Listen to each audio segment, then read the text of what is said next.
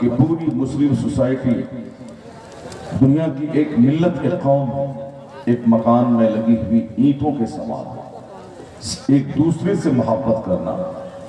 اور حضور نے فرمایا کہ جب تک آپس میں محبت نہیں کرو اس وقت تک مومن نہیں بنو.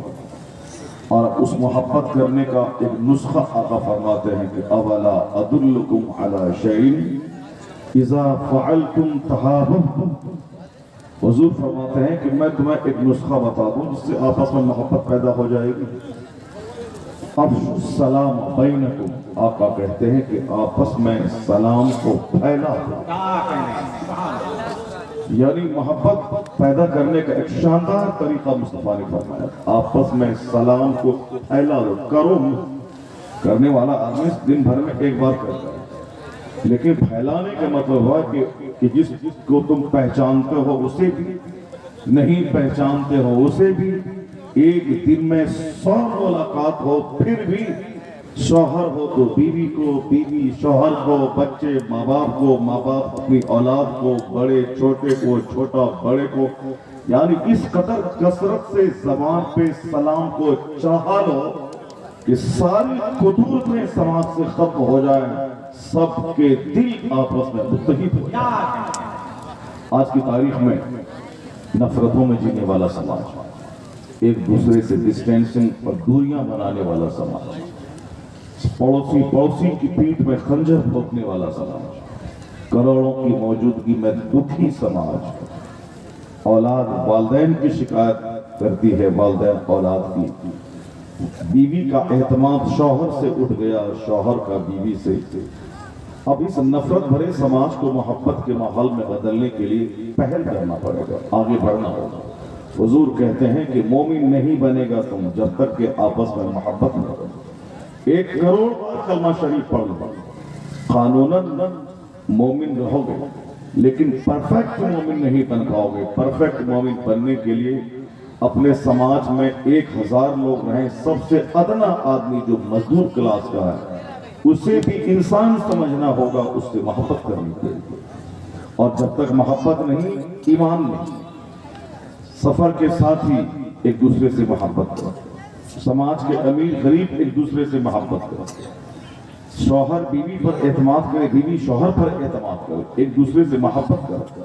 آقا دو جہان علیہ السلام نے صرف ارشاد نہیں فرمایا بلکہ پریکٹیکل وے میں حضور نے ایسا کر کے بتایا. آقا دو جہان علیہ السلام جب ساری کائنات کے مالک مختار، عرب و عجم کے تاجدار، یعنی اتنے بڑے زبردست پیغمبر کہ میدان جنگ میں جب آپ رہیں تو ایسا لگے ان سے بڑا کمانڈر کوئی نہیں. جب اپنے گھر میں رہیں تو لگے اس سے بڑا کامیاب شوہر کوئی دوسرا نہیں. جب یہ بزنس کی منڈی میں رہیں تو ایسا لگے اس سے بڑا کامیاب تاجر کوئی نہیں. جب حکمت کی باتیں سنائیں تو لگے اس سے بڑا حکیم اور باعث کوئی نہیں. جب یہ جمعہ کے دن خطاب کریں تو ایسا لگے اس سے بڑا خطیب اور مولوی کوئی نہیں. اسی ساری فکر کو ایک برہمن ہندوستان کا انہوں نے اپنی کتاب میں اس طرح مافی زمین کو ادا کیا. وہ کہتے ہیں the personality of Muhammad, it is most difficult to get into the whole truth of it. Only a glimpse of it I can catch. What a dramatic succession of this picturesque scenes. وہ کہتے ہیں this is Muhammad the prophet, Muhammad the warrior, Muhammad the statesman, Muhammad the orator, Muhammad the saint, Muhammad the businessman, Muhammad the refuser of offense, Muhammad the protector of slaves, emancipator of women. وہ کہتا ہے برہمن all these magnificent roles in these departments of human activities he is like a hero. وہ برہمن کہتا ہے یہ مصطفیٰ معلم ہے، مصطفیٰ تاجر ہے، مصطفیٰ عورتوں کی آبرو کے محافظ ہے، مصطفیٰ یتیموں کی پناہ گاہ ہے، مصطفیٰ غلاموں کو غلامی کی زنجیر سے آزادی دلانے والے ہیں، مصطفیٰ ایک شاندار تاجر ہے، مصطفیٰ ایک زبردست صوفی ہے، مصطفیٰ ایک کامیاب طبیب ہے، مصطفیٰ. یعنی انسانی زندگی کے تمام شعبے میں جو انہوں نے ایک مارگ درشن کیا ہے، ہماری نیترت، ہماری رہنمائی کی ہے، اس کو دیکھ کر ایسا لگتا ہے کہ اس پرتھوی کا سب سے سفل تن پروس، سب سے کامیاب ترین انسان اور سب سے لاجواب شخصیت اگر کوئی ہے تو مصطفیٰ جان رحمت کی ذات۔ اللہ، اس پیراگراف کو ایک بار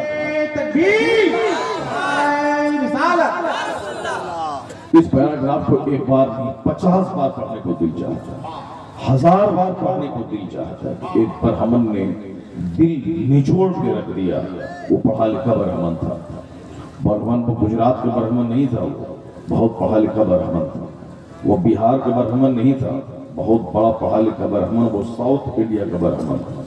ساؤتھ انڈیا کا برہمن اداروادی ہوتا ہے، ساؤتھ انڈیا کا برہمن اچھی اور بری چیزوں میں تمیز کرنے والا ہوتا ہے۔ گجرات کے لوگ کیسے ہوتے ہیں وہ سارا ہندوستان جانتا ہے، لیکن ساؤتھ انڈیا کا برہمن نے انہوں نے دل کھول کے رکھ دیا، وہ کہا کہ اس پرتھوی کا سب سے لاجواب انسان اگر کوئی ہے تو محمد عربی کی ذات گرامی۔ انہوں نے کلمہ پڑھ کے نہیں بولا، کلمہ پڑھنے والا وہ تو بولے گا ہی، بولنا بھی ہے، کیونکہ جب تک حضور کو لاجواب نہیں مانے گا مومن ہی نہیں ہوگا۔ مومن بننے کا مطلب وہ آنکھ بند کر کے حضور کو تسلیم کر لیا کہ میں نے خدا کو دیکھا نہیں، حضور نے کہا کہ اللہ ایک ہے، میں نے مانا۔ قرآن کریم ہم پر نہیں نازل ہوا، حضور پہ نازل ہوا، تو حضور نے کہا کہ یہ قرآن ہے، میں نے تسلیم کر لیا۔ میں نے جنت اور جہنم کو نہیں دیکھا، حضور نے کہا کہ جنت ہے، جہنم ہے، میں نے تسلیم کر لیا۔ میں نے قیامت کے دن کو نہیں دیکھا، صرف سنا ہے، حضور نے کہا قیامت قائم ہوگی، میں نے مان لیا۔ حضور نے کہا یہ میری بات ہے، حدیث ہے، میں نے تسلیم کر لیا۔ یہ اللہ کا کلام قرآن ہے، میں نے تسلیم کر لیا۔ یعنی بلائنڈلی آنکھ بند کر کے حضور کی محبت ہی ایمان کی سب سے بڑی دلیل ہے۔ اگر اس محبت میں تھوڑی سی بھی کمی ہوئی، یہ ڈاؤٹ اللہ کی ذات پہ جائے گا، کیونکہ ہم نے اللہ کو دیکھا نہیں۔ حضور نے کہا کہ اللہ ایک، اور اللہ نے اپنے محبوب پہ قرآن نازل کیا کہ قل هو اللہ احد، کہ حبیب آپ کہہ دیجئے وہ اللہ ایک۔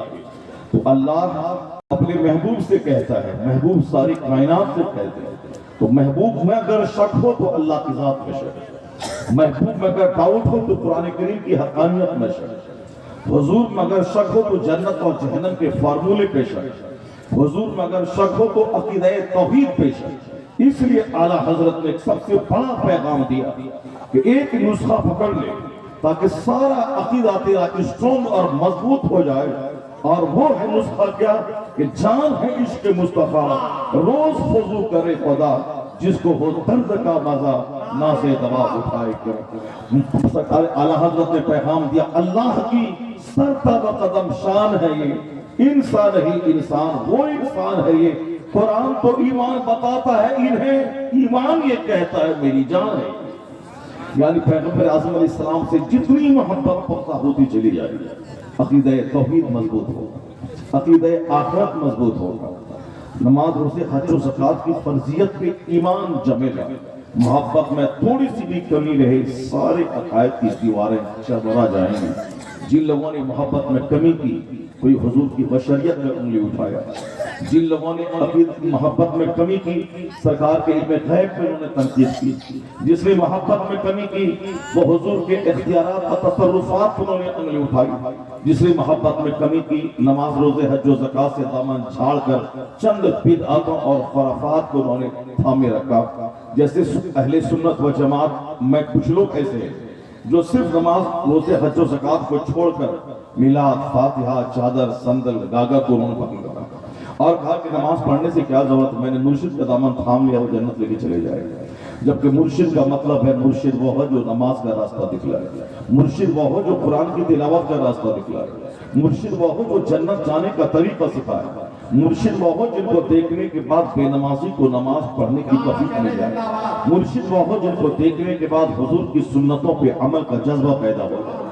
اسی لیے مرشد کا دامن تھاما جاتا ہے۔ مرشد کوئی برہمن نہیں ہوتا، مرشد کا تلوا چاٹا جائے، مرشد کا جوٹا پیا جائے، مرشد کے پاؤں کو دھو کے پیا جائے، وہ کوئی دوسرے لوگ ہیں جو ایسا کرتے ہیں۔ مرشد کی محبت کا مطلب ہے کہ جس کے ہاتھ میں نے ہاتھ دے دیا، اس نے جو مجھ سے وعدہ کیا لیا ہے، جو کانٹریکٹ اسے میں نے کیا ہے کہ اب میں جھوٹ نہیں بولوں گا، اب میں زنا نہیں کروں گا، میں سنیما نہیں دیکھوں گا۔ عورتیں وعدہ کرتی ہیں اب میں بے پردہ نہیں پھروں گی، میں شوہر کی نافرمانی نہیں کروں گی، میں گالی گلوچ میں نہیں بکوں گی، میں گانے فلمی ڈرامے نہیں سنوں گی، میں اپنے شوہر سے لڑائی جھگڑا نہیں کروں گی، میں پڑوس کی عورت میں لڑائی نہیں کروں گی۔ یعنی اپنے وعدے پہ قائم رہے، نماز روزے حج و زکات سارے فرائض و واجبات کی پابندی کروں گی، اور مرد کہتا میں کروں گا، تو اس کا مطلب ہے کہ مرشد مجھ سے وعدہ لیتا ہے کہ دانا چھوٹے چھوٹے مگر نماز نہیں چھوٹنا چاہیے، زکات نہیں چھوٹے، حج فرض ہو تو حج فرض کی ادائیگی میں تاخیر نہیں ہونے پائے۔ یعنی مرشد وہ ہے جو میرے دل میں اللہ کا ڈر بٹھاتا ہے، مرشد وہ ہے جو میرے دل میں مصطفیٰ کی محبت بٹھاتا ہے۔ اب اگر کوئی یہ بولے کہ نماز پڑھنے کی ضرورت نہیں ہے تو مجھ سے مرید ہو گئے میں جنت لے کے جاؤں گا، یہ مرشد نہیں ہے، یہ بلکہ یہ مرشد جہنم ہے، جہنم لے جانے والا مرشد ہے۔ وہ مرشد ہے جو اللہ رب العزت کی محبت کی جگہ شیطان کی محبت بٹھانے والا مرشد ہے۔ اس لیے اگر کوئی ہواؤں میں بھی اڑے اسے اس وقت تک اللہ کا ولی نہیں سمجھنا چاہیے جب تک کہ اس کا عمل سنت اور شریعت کے مطابق نہ ہوگا، کیونکہ آسمان میں اڑنا یہ جادوگری کی وجہ سے بھی ہو سکتا ہے۔ جیسے جے پال جوگی آسمان میں اڑ رہا تھا، اس وقت وہ کلمہ نہیں پڑھا تھا، اس وقت وہ جادوگر تھا، وہ کافر تھا، وہ پنڈت تھا، وہ جوگی تھا، اسے راجہ پتھورا نے پالا تھا تاکہ دشمن سے مقابلہ کے وقت یہ جادوگر کام آ جائے۔ وہ جادوگر آسمان میں اڑنے لگا، اور جادوگر کافر تھا، آسمان میں اڑنے لگا۔ اس کا مطلب ہے کہ آسمان میں اڑنا کمال نہیں ہے، وہ آسمان سے آگ برسانے لگا۔ اس کا مطلب ہے کہ جادو سے ایسا کوئی کر سکتا ہے، وہ آگ برسانا کمال نہیں ہے، وہ بلکہ کوئی جادوگر شعبدہ بازی کی وجہ سے آسمان آگ برسا سکتا ہے، اوپر سے پتھروں کی بارش کر سکتا ہے، وہ فضاؤں میں اڑ سکتا ہے۔ لیکن کیسے کہا جائے کہ ایک جادوگر فضا میں اڑ رہا ہے اور ایک اہل حق بھی فضا میں اڑے؟ ان دونوں میں کیا فرق ہوگا؟ فرق یہی ہوگا کہ اہل حق جادو کی بنیاد پہ نہیں، وہ کرامت کی بنیاد پہ پرواز کرے گا، اور باطل جادو کی بنیاد پر، اور باطل ایک حد پہ جانے کے بعد تارا شاہی ہو جائے گا، اور اہل حق جس قدر وہ آگے بڑھتا چلا جائے گا اس کے کردار میں نکھار پیدا ہو جائے گا۔ وہ چاہے سمندر پہ مصلی بچھا کے نماز پڑھے یا فضاؤں میں وہ پرواز کرے، لیکن شریعت اور سنت کی حد سے 1 انچ وہ تجاوز نہیں کرے گا۔ یہی پہچان ہے ایک اہل حق میں اور ایک اہل باطل میں، یعنی اس کا کوئی کام شریعت سے ہٹ کے نہ ہوگا۔ اب جو پیر و مرشد فضاؤں میں اڑنے کا دعوت، جو کرامت دکھلائے، شعبدہ بازی دکھلائے، اور پھر وہ نماز نہ پڑھے، وہ حج و زکات کی ادائیگی پر زور نہیں دے، سرکار کی سنتوں کے مطابق اس کا عمل نہ ہو، تو سمجھ لیں کہ وہ جہنم لے جانے والا مرشد تو ہو سکتا ہے، جنت لے جانے والا مرشد نہیں۔ اس دور میں کون ہے جو سچے مرشد کی پہچان ہے؟ اس دور میں کون ہے جو ہمیں غوث اعظم کی یاد تازہ کر گیا؟ اس دور میں کون ہے جو مجھے بچپن سے لے کے زندگی کے آخری دن تک ہمیں سنت اور شریعت پہ عمل کر کے سنت سکھاتا رہا، جنہیں دیکھنے کے بعد سچا مجاہد، سچا درویش، سچا قلندر، سچا خدا رسیدہ بزرگ کی یاد تازہ ہو گئی؟ کون ہے اس دور میں جو امام اعظم کی یاد تازہ کر گیا؟ کون ہے اس دور میں جو سرکار غوث اعظم کی یاد تازہ کر گیا؟ ہاں، ابھی 2 سال پہلے ایک مرشد میری نگاہوں سے اوجھل ہوا تھا، جس وقت وہ 2-4 سال کے ہوئے، اس وقت صرف نماز فرض نہیں ہوئی تھی، نماز فرض ہوتی ہے جوان ہونے کے بعد، لیکن وہ بچپن کی ننھی سی عمر سے نماز شروع کیا، سنت کے مطابق کپڑا پہننا، کھانا پینا، چلنا پھرنا، نگاہوں کی حفاظت کرنا، اس 4 سال کی عمر سے جو سنت پہ عمل شروع ہوا، 75 سال کا وہ آخری دن، جس دن زندگی کا آخری دن تھا، اس دن نماز عصر پڑھنے کے بعد مغرب کی نماز کا انتظار کر رہے ہیں۔ یعنی جو حالت نماز کے انتظار کا رہتا ہے وہ حالت نماز میں رہتا ہے، اس حالت اگر مر جائے تو وہ حالت نماز میں مرتا ہے۔ وہ مرشد تھا جو 4 سال کی عمر سے سنت اور شریعت پہ عمل شروع کیا، 75 سال کا وہ آخری دن جس دن نماز عصر پڑھ کے مغرب کی تیاری کر کے اذان کا جواب دے رہے ہیں، ادھر آسان ہو رہی ہے، ادھر زبان پر اس میں جلاوت کا فرد ہو رہا ہے، اسی حالت میں روح قبض انصوری سے پرواز کر رہی ہے. یعنی زندگی کا آخری دن بھی کوئی نماز قضا نہ ہوئی اور بچپن سے نماز شروع ہوئی ہے. کون ہے جو ساری زندگی زاہدانہ گزار کے چلا گیا؟ اسی کو ساری دنیا قانون شریعہ اکبر رضا کا اظہری کے نام کو پکار دی ہے.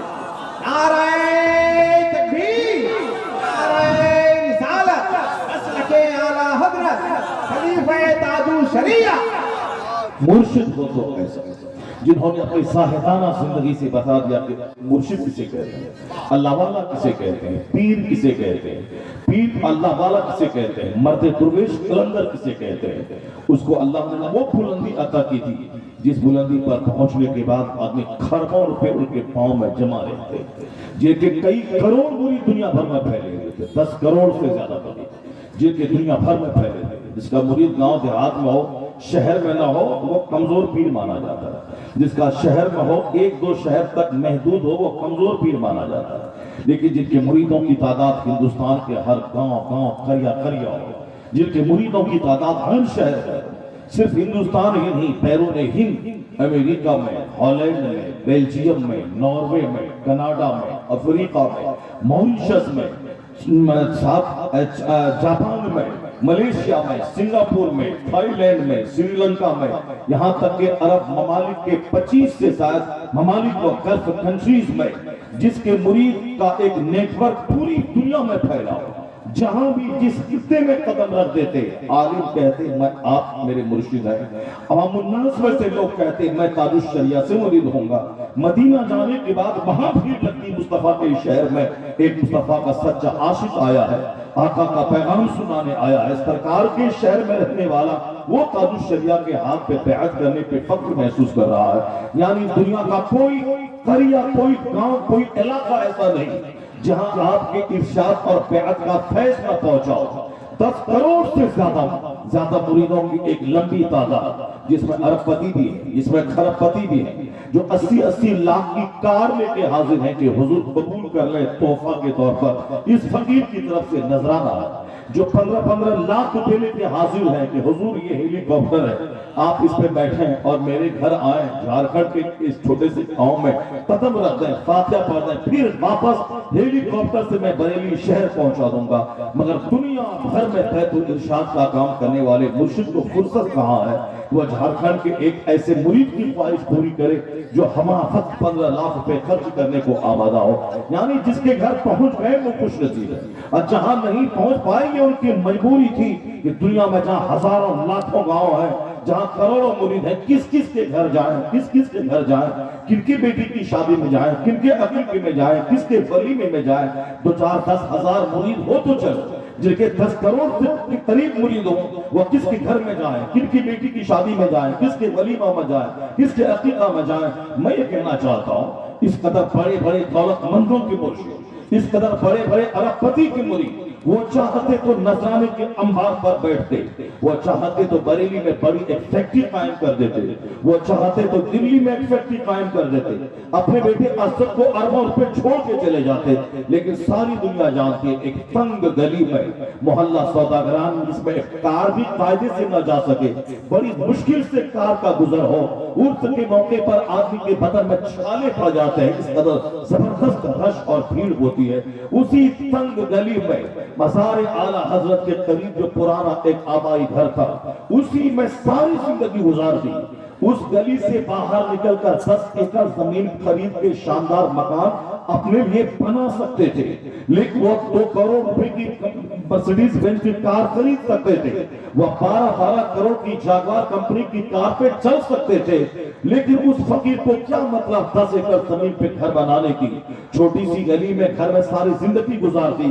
لیکن جب خیال آیا ہے ایک وسیع خطے زمین پر مکان بنانے کا، خیال آیا ہے ایک عالی شان گھر بنانے کا، تو بیٹا اسجد کا گھر نہیں بلکہ مصطفیٰ جان رحمت کی تعلیمات کا مرکز بنانے کا خیال آیا ہے. خیال آیا ہے نجی گھر بنانے کا نہیں، نجی فیکٹری کا نہیں، خیال آیا جامعۃ الرضا کی تعمیر کا، خیال آیا ہے اپنے بیٹے کے رہنے کا نہیں، بلکہ قوم مسلم کے بیٹوں کی تعلیم کا ان کے مرکز کا خیال آیا ہے۔ وسیع خطے زمین پر 50 بیگھہ زمین پر ایک شاندار عمارت بنا دی جامعۃ الرضا کی، تاکہ قیامت تک مسلمانوں کے بچے وہاں سے فائدہ حاصل کریں، وہاں قرآن پڑھیں، درس بخاری جاری ہو۔ وہ درویش جن کے پاس پیسہ آیا، میں اس پیسے کا استعمال مذہب کی خدمت کے لیے کیا ہو، آج ایک ایک پیسے کے لیے آدمی ترستا ہے، جہاں جہاں سے مل جائے مسجد کا پیسہ، مدرسے کا پیسہ آدمی اپنی جیب میں رکھ کر اپنے بال بچوں پہ خرچ کرتا ہے، لیکن کروڑوں کے ڈھیر پہ بیٹھنے والا اس پیسے کا استعمال جامعۃ الرضا کے لیے کر رہا ہے، حامدی مسجد کے لیے کر رہا ہے۔ وہ جو کروڑوں کی موجودگی میں پیسے سے بے نیاز ہو، جو خربوں کی موجودگی میں اس کی طرف دل میں کوئی لالچ نہ ہو، اسے کہتے ہیں کلندر، اسے کہتے ہیں زاہد، اسے کہتے ہیں تارک الدنیا، اسے کہتے ہیں کوشہ نشین، اسے کہتے ہیں جلوت میں رہنے کے باوجود خلوت نشین۔ اسی کا نام ہے پیر جو تارک الدنیا ہو۔ ایک اپنی تارک السلطنت ہوتا ہے، ایک تارک الدنیا ہوتا ہے۔ ابو داؤد طائی کی یاد تازہ کر گئے، غوث اعظم کی یاد تازہ کر گئے کہ دنیا آئی اور دنیا کو چھوڑ دیا اور اس دنیا کا استعمال مذہب کی خاطر کیا۔ جو کروڑوں کے ڈھیر پہ بیٹھ کر فقیر بنے، اسی کا نام تاج الشریعہ علامہ اختر رضا خان ازہری۔ نعرہ تکبیر، نعرہ رسالت، مسلک اعلیٰ حضرت خلیفہ تاج الشریعہ، فیضان تاج الشریعہ۔ حضور نے کیا کہا تھا؟ آقا علیہ السلام نے ہمارے لیے ایک شاندار میسج دیا تھا اور تاج الشریعہ اس پہ عمل کر کے دکھلایا۔ حضور نے کیا فرمایا؟ بس صرف ایک حدیث غور سے سن لیں، آپ سمجھ جائیں کہ زندگی کا سارا فارمولا حضور نے اس میں جمع کر کے رکھ دیا ہے۔ نصیحت کے سمندر کو کوزے میں بند کر دیا ہے مصطفیٰ، دنیا بھر کی لاکھوں کروڑوں باتوں کو ایک حدیث میں جمع کر دیا ہے مصطفیٰ۔ مشکات شریف کی باب الرقاق کی یہ حدیث پاک ہے۔ حضور کیا فرماتے ہیں اپنے غلاموں سے کہ اغتنم خمسا قبل خمس، یعنی میرے غلاموں دنیا کی کوئی چیز ایک حالت پر نہیں رہے گی۔ جو کل جوانی میں چیختا اور چلاتا تھا، آج بڑھاپے میں بات نہیں کر سک رہا۔ جو لوگ اس طرح مرگ پہ بیٹھے سوئے رہتے ہیں، وہ اپنے بیٹے کے چہرے کو دیکھتے ہیں، وہ چاہتے ہیں کہ میں نصیحت کروں، وہ چاہتے ہیں کہ میں بیٹے کو کچھ سناؤں، مگر آواز ہی نہیں نکل پاتی، آنکھوں سے آنسو کی قطرے بہنے لگتے ہیں۔ یعنی وہ آنسو بہا کے بچوں کو بتانا چاہتا ہے کہ میرے لال، میرے بیٹے، میں جو کچھ کہنا چاہتا ہوں بول نہیں پا رہا ہوں، آواز نکل نہیں ہے رہی ہماری۔ یہ تقریباً اکثر لوگوں کی یہی کہانی ہوتی ہے، جو لوگ موت کے بستر پہ رہتے ہیں آواز بند ہو جاتی ہے، بیماری اسے نڈھال بنا دیتی ہے، وہ آواز صاف نہیں نکل پاتی ہے، دانا پانی بہت دنوں سے چھوڑے ہوئے رہتے ہیں۔ یعنی جو جوانی میں چلاتا تھا اور اس وقت بڑھاپے میں وہ چلاہٹ نہیں رہتی ہے، اسے وہ آواز کی گرمی نہیں رہتی، کاروبار بہت شباب پہ رہتا ہے۔ اللہ تعالیٰ سب کو زندگی میں موقع دیتا ہے، سب کو نہیں بلکہ جس کو چاہتا ہے اپنے حساب سے موقع دیتا ہے۔ اللہ تعالیٰ کمانے کا موقع دیتا ہے، پیسوں کی بارش ہونے لگتی ہے، اس وقت اپنے آپ پہ کوئی کنٹرول نہیں کرتا ہے، بس پیسے کی بارش ہوئی وہ سمجھنے لگتا ہے کہ پیسہ میرا حق ہے، میں نے بہت بڑا تیر مارا ہے جس کے بدلے میں اللہ تعالیٰ مجھ کو پیسوں کی بارش کر کے مجھ کو نہلا رہا ہے۔ اب اسی نشے میں شرابور رہتا ہے، مسجدوں سے دوری، مدرسوں سے دوری، خانقاہوں سے دوری، عالموں سے دوری، انسانیت سے دوری، آدمیت سے دوری، زبان سے بولنے میں گھمنڈ ٹپکتا ہے، گرمی ٹپکتی ہے، چلنے سے میں گرمی، بیٹھنے میں گرمی، بات میں گرمی۔ کوئی جائے تو صاحب آپ لوگوں کو صرف وہی مدرسہ، مسجد، خانقاہ، وہی چندہ، فطرہ، قربانی، یہاں دنیا بھر کا کام ہے، دنیا کہاں سے کہاں پہنچ گئی، اب تو بس وہی ایک چندہ ہے، وہی ایک مدرسہ ہے، وہی کھلانا چاہیے۔ یعنی اب بات میں گرمی، پہلے جو مدرسہ جاتا تھا اب وہ مدرسہ جانا اپنی توہین سمجھنے لگتا ہے، اب وہ کہاں جائے گا؟ وہ اپنے فرینڈ سرکل، کافر دوستوں کے سرکل میں جائے گا، وہ بزنس مین کے بیچ میں بیٹھے گا، وہ ارب پتی ہے تو کھرب پتی سے دوستی کر کے ان کے درمیان ان کی مجلسیں گرم ہوتی ہے۔ غریبوں سے دوستی کرنا یہ ان کی شان کے خلاف ہے، ان کے سلام کا جواب دینا یہ اپنی توہین وہ سمجھتا ہے۔ کوئی غریب ان کو سلام کر دے اسے گھور کے وہ دیکھتا ہے کہ تمہاری یہ اوقات کہ تم مجھے سلام کرو، یعنی پیسہ اندر سے اسے جانور بنا دیتا ہے، آدمیت چھین لیتا ہے پیسہ، اسے غرور کا پتلا بنا دیتا ہے۔ اللہ تبارک و تعالیٰ خوب برساتا ہے، خوب برستا ہے پیسے کا پانی. 4-10 سال کے بعد دھیرے دھیرے بزنس ٹھپ ہوتا ہے. 4-10 سال کے بعد دھیرے دھیرے کسٹمر اس کے گھٹنے لگتے ہیں. 10-20 سال کے بعد دھیرے دھیرے فیکٹری کے ملازم دور ہونے لگتے ہیں. پروڈکشن ان کا ختم ہونے لگتا ہے. مارکیٹ میں اس کے پروڈکشن کا ڈیمانڈ کم ہو جاتا ہے. اب دھیرے دھیرے اس کی بساط سمٹنے لگتی ہے. وہ اپنے ہاتھ اور پاؤں کو سمیٹنے لگتا ہے. کروڑوں سے اربوں سے کروڑوں میں آتا ہے, کروڑوں سے لاکھوں میں آتا ہے. اگر کوئی اس میں صبر کر کے رہا تو زندہ رہتا ہے, ورنہ کسی سے صبر نہ ہوا تو زہر کھا کے مر جاتا ہے. اپنی عزت کو بچانے کے لیے کہ میں اربوں میں کھیلتا تھا, اب میں کروڑوں میں آ گیا ہوں, اب میں کیسے منہ دکھاؤں گا سماج میں. جو لوگ مجھے سیٹ کہتے تھے, اب ان کے سامنے میں کیسے یہ بات سنوں کہ اب سیٹ صاحب غریب ہو گئے, سیٹ صاحب کا مال گھٹ گیا. اللہ تبارک و تعالی روزانہ یہی کام کرتا ہے. کل یوم ہوا فی شان, ہر دن اللہ کی شان الگ الگ شان ہے. وہ کیا کرتا ہے؟ مردے کو زندہ کرتا ہے, مردہ کو زندہ کرتا ہے. وہ امیر کو غریب بناتا ہے, غریب کو امیر بناتا ہے, عزت دار کو ذلیل کرتا ہے, ذلیل کو عزت دیتا ہے. یہی کرتا ہے اللہ رب العزت. یہی کام ہے, دنیا چلاتا ہے. دنیا کا سارا کام ایک سسٹم کے تحت ہوتا ہے. دنیا کی کوئی چیز ایک حالت پر ہمیشہ نہیں رہتی ہے.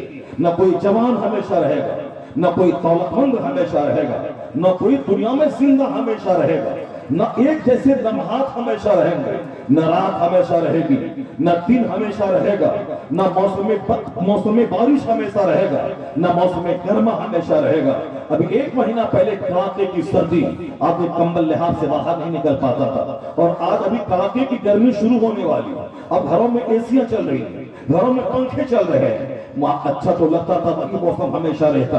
ساری دنیا کے لوگ خانہ کعبہ کا غلاف تھام کے اگر یہ دعا کریں الہی جاڑے کا موسم بڑا پیارا ہے, ہمیشہ یہ موسم رہے, نہیں ہوگا, اس کی دعا قبول نہیں ہوگی, کیونکہ دعا سسٹم کے خلاف. یہ دعا اللہ رب العزت کے کائنات کا سسٹم کیا ہے؟ موسم وقت پہ بدلے گا, رات اپنے وقت پہ بدلے گی, وقت پہ دن آئے گا, سورج وقت پہ نکلے گا, وقت پہ ڈوبے گا, وقت پہ رات آئے گی, وقت پہ دن آئے گا, وقت پہ موسم آئے گا, وقت پہ مہینہ سال گزرے گا. اس طریقے سے بچہ جوان ہوگا, جوان بوڑھا ہوگا, بوڑھا مر جائے گا, مرنے والا مرے گا, نیا پیدا ہونے والا پیدا ہوگا. درخت چھوٹا رہتا ہے, پھر جوان ہوتا ہے, اس میں پھل نکلتے ہیں, پھر سوکھ کے ٹھنڈ ہو جاتا ہے, زمین سرخیز ہوتی ہے, فصلیں ہری ہو جاتی ہے, لہلہانے لگتی ہے, پھر فصل پک جاتی ہے, فصل کٹ جاتی ہے, ایک مردہ ہو جاتا ہے. جہاں فصلیں ہری لہلہا رہی تھی ابھی 1 مہینہ پہلے, اب وہاں دھول اڑ رہی ہے, ہوائیں اس دھول کو ذرات کو اڑا رہی ہے. ابھی ہوا تیز چلنے کا موسم آ گیا, ذرات دھول اڑ رہی ہے, ذرات اڑ رہے ہیں. آدمی کے کپڑے میں دھول, بدن میں دھول, چہرے میں دھول, گھر میں دھول. یعنی موسم ایک حالت پر نہیں رہتا, رات ایک حالت پر نہیں رہتی, دن ایک حالت پر نہیں رہتا. یہ باتیں ہمیں کیا کہتی ہیں؟ یہ باتیں ہمیں کہتی ہیں کہ جوانی ہمیشہ نہیں رہے گی, مالداری ہمیشہ نہیں رہے گی, فرصت کے لمحات ہمیشہ نہیں رہیں گے. یعنی زندگی کی پٹری ہمیشہ ایک جیسی نہیں رہے گی. تو دنیا سے فائدہ حاصل کر, وقت کا صحیح استعمال کر. اس لیے پیغمبر اعظم علیہ السلام نے کہا زندگی کی کوئی حالت, کوئی چیز ایک حالت پہ نہیں رہتی. بہت سارے لوگ اپنی فیکٹری پہ ناز کرنے والا, ایئر کمپنی جب سے بنی تھی اس وقت سے لے کے آج تک ایک دن بھی, یعنی کورونا کال سے پہلے تک ایک دن بھی فلائٹ بند نہ ہوگی, نہ انٹرنیشنل فلائٹ بند ہوئی, نہ ڈومیسٹک فلائٹ بند ہوئی. یعنی بندی کا نام ایئرپورٹ پہ تھا ہی نہیں. الیکشن ہو, ہولی ہو, دیوالی ہو, عید ہو, بقرعید ہو, فلائٹیں گھٹتی بڑھتی رہیں گی مگر ایئرپورٹ کا دروازہ بند نہ ہوگا. یہ کبھی سوچنا نہ ہوگا. ریلوے اسٹیشن جب سے ٹرینیں چلنے لگی, ریلوے اسٹیشن پہ تالا کبھی نہیں لگا, لیکن کبھی جس نے کبھی سوچا نہیں تھا کہ ایسا ہو سکتا ہے. یا 10 مہینے 11 مہینے کے اندر اس کورونا کال نے دنیا والوں کو بتا دیا. ایئرپورٹ پہ تالے لگ گئے, وہاں کتے بولنے لگے, ریلوے اسٹیشن پہ تالے لگ گئے, سناٹے کا عالم طاری رہا. امریکہ کا گوشت, امریکہ کی وہ گلیاں جہاں 24 گھنٹے عالمی شباب میں گلیاں رہتی تھی, مگر وہاں اب کتے چپ بولنے لگے, وہاں سناٹے کا راج طاری ہو گیا. گوا اور سمندر میں, گوا اور بمبئی کے سمندر کے کنارے جہاں 24 گھنٹے نئے جوڑوں کی کہانیاں دیکھنے کو ملتی تھی, وہاں سناٹا طاری ہو گیا. فیکٹریاں بند ہو گئی. 50 لاکھ ارب روپے کے گورنمنٹ سے لون لینے کے بعد فیکٹری تیار ہوگی, فیکٹری میں تالے لگ گئے. 1 اپریل سے فیکٹری میں مینوفیکچرنگ شروع ہونے والی تھی, فیکٹری میں تالے لگ گئے, ایئرپورٹ پہ تالے لگ گئے, ریلوے اسٹیشن پہ کتے بولنے لگے. امریکہ کا سارا شہر ویران ہو گیا. لوگوں کو گھر میں رہنے رہنے کی فرصت نہیں تھی، ان کا گھر ان کے لیے قید خانہ ہو گیا، یعنی لاک ڈاؤن میں آدمی اپنے گھر میں قیدی ہو گیا۔ اللہ رب العزت نے بندوں کو بتا دیا کہ زندگی کے دن ہمیشہ ایک جیسے نہیں رہتے، تمہارے چاہنے سے سارا کام نہیں ہوتا ہے۔ اللہ نے بندوں کو اس کی اوقات یاد دلا دی، فیکٹریاں بند کر گئی، شہروں کو بند کر گئی، شہروں کو اجاڑ کر کے بتا دیا کہ تم ہمیشہ ایک جیسا نہیں رہ سکتے، اور تمہارے چاہنے سے سب کچھ نہیں ہوتا ہے۔ رب قدیر نے بندوں کی مرضی کے خلاف کام کر کے بتا دیا کہ اپنی اوقات میں رہنا، تم بندہ